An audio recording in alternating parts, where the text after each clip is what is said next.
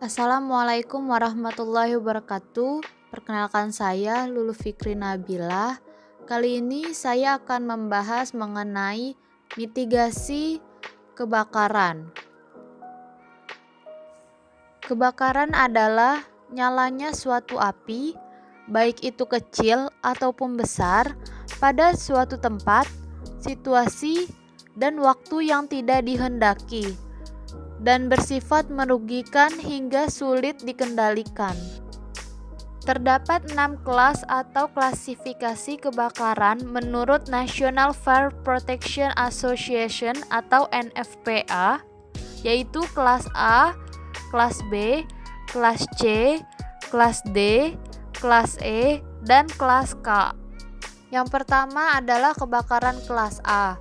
Kebakaran ini biasa terjadi pada benda padat kecuali logam seperti karet, busa, kertas, ataupun benda-benda plastik.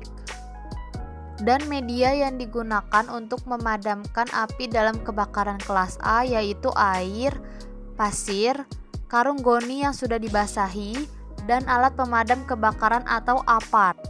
Kebakaran kelas B biasa terjadi pada gas atau uap atau cairan yang mudah terbakar seperti metana, amoniak, dan solar. Media yang digunakan untuk memadamkan kebakaran kelas B tidak boleh menggunakan air, tetapi dapat menggunakan CO2, serbuk kimia kering, atau apar yang berbentuk bubuk. Yang ketiga adalah kebakaran kelas C. Kebakaran ini biasa terjadi pada peralatan listrik bertegangan. Penyebab kebakaran ini adalah arus pendek listrik. Media yang digunakan untuk memadamkan kebakaran ini adalah serbuk kimia kering, uap air, dan apar bubuk. Selanjutnya adalah kebakaran kelas D. Kebakaran ini biasanya disebabkan oleh bahan logam seperti magnesium, kalium, dan sebagainya. Media pemadaman untuk kelas D yaitu tidak menggunakan air, tetapi menggunakan pasir ataupun serbuk kimia atau apar berbentuk bubuk. Selanjutnya adalah kebakaran kelas E yang disebabkan oleh radioaktif. Dan untuk media penanggulangannya belum ditemukan. Yang terakhir adalah kebakaran kelas K yang disebabkan oleh minyak dan lemak. Untuk penanganannya tidak boleh menggunakan air tetapi menggunakan serbuk kimia atau apar berbentuk bubuk. Berikut adalah cara pencegahan dari kebakaran. Pertama adalah periksa instalasi listrik minimal setahun sekali. Kemudian sediakan apar di setiap rumah. Tidak meninggalkan sumber panas atau sumber api seperti kompor, lampu minyak, dan setrika saat menyala tanpa pengawasan. Kemudian jangan biarkan lampu menyala terus-menerus dalam jangka waktu yang sangat lama.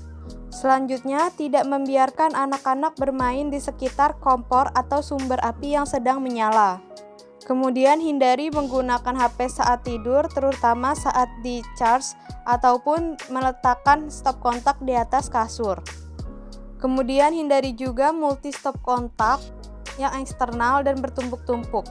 Matikan lampu, kompor, dan alat listrik saat tidak digunakan atau saat akan berpergian keluar rumah. Kemudian matikan mesin saat mengisi bahan bakar minyak. Lalu jangan merokok saat sedang mengisi bahan bakar minyak. Dan yang terakhir adalah hindari membakar sampah saat matahari sedang terik atau saat musim panas. Berikut adalah kesigapan saat terjadi kebakaran. Jika terjadi kebakaran kecil, hal pertama yang dilakukan adalah jangan panik, karena panik akan mengurangi logika dan gerak kita. Lalu, menggunakan apar dan alat pemadam tradisional seperti karung goni basah, dan juga matikan aliran listrik, gas, dan bahan bakar lainnya.